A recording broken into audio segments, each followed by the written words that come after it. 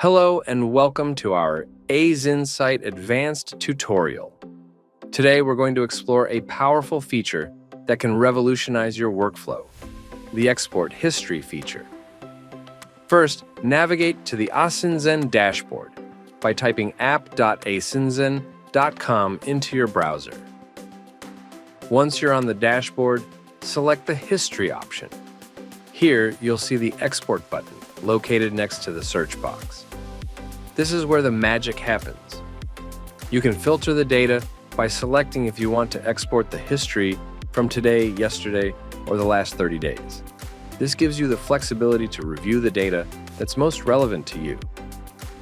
After you've made your selection, simply click Export.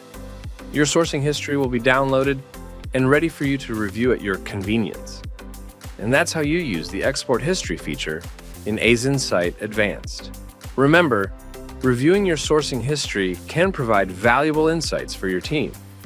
Thanks for watching, and don't forget to like, comment, and subscribe for more tutorials like this one.